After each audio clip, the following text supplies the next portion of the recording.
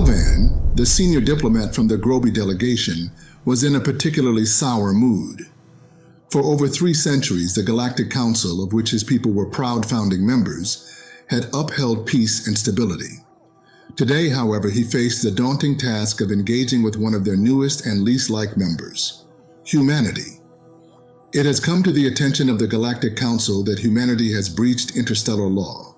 Galvan announced solemnly to the creature before him, "I presume you're authorized to represent your species?"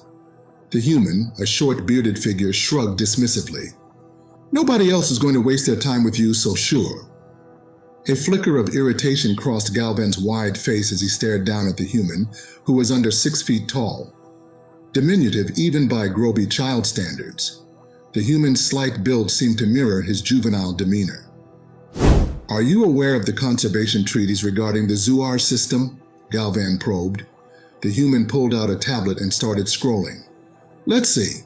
Yes, here we are. So this is what we violated, you say?" "Indeed," Galvan pressed on. "The treaty explicitly forbids any species from establishing a colony, either in orbit or on the surface of any planet within the system." "And what's the issue then, Groby?" "The issue," Galvan pointed out, "is that you've established a planetary colony on Jube 2.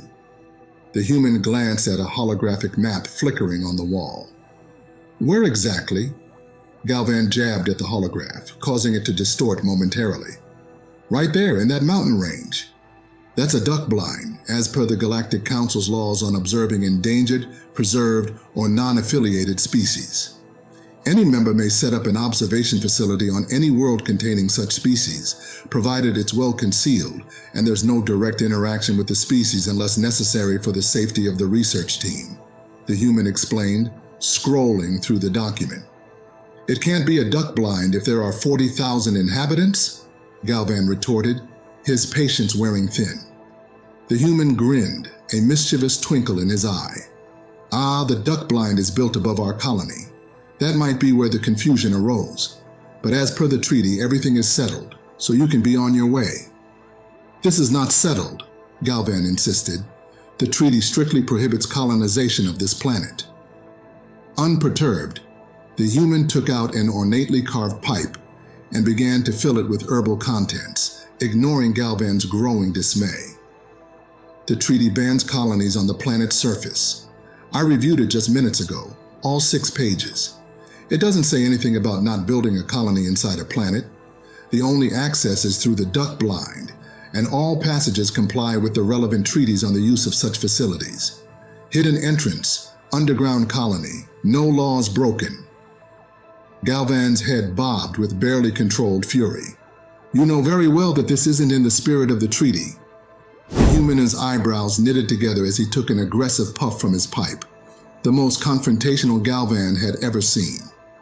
"Now you listen here, you wobbly-headed buffoon. It's not our fault your species doesn't know how to draft a competent legal document.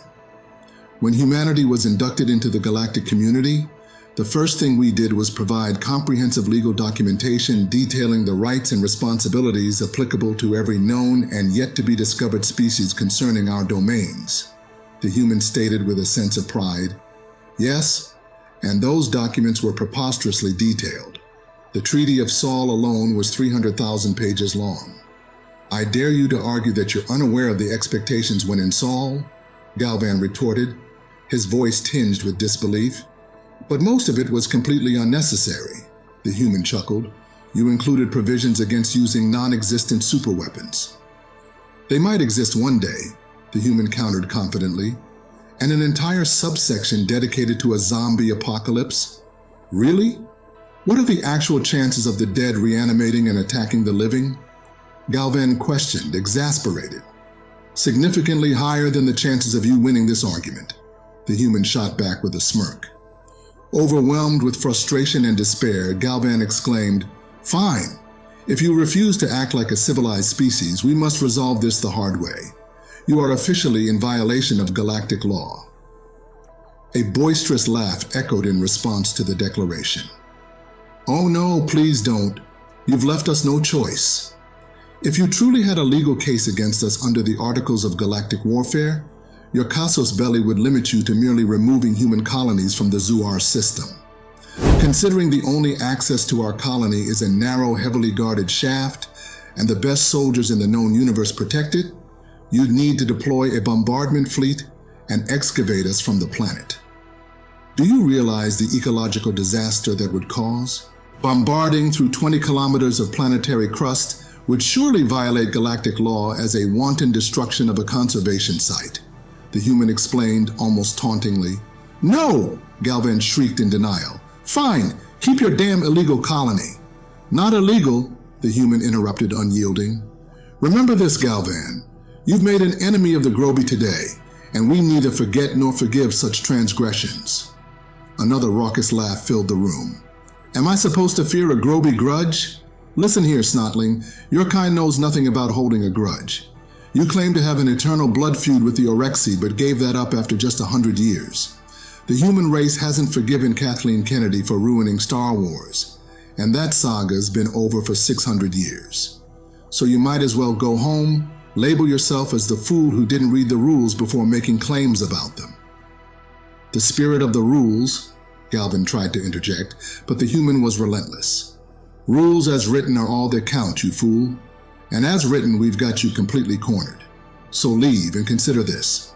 Your kind only lives about 30 years, so it's unlikely anyone will remember your mistake for long. Well, anyone except us, that is. You are, Galvan stammered, on the verge of tears as he turned to flee the meeting. The human took a long, satisfied puff from his pipe.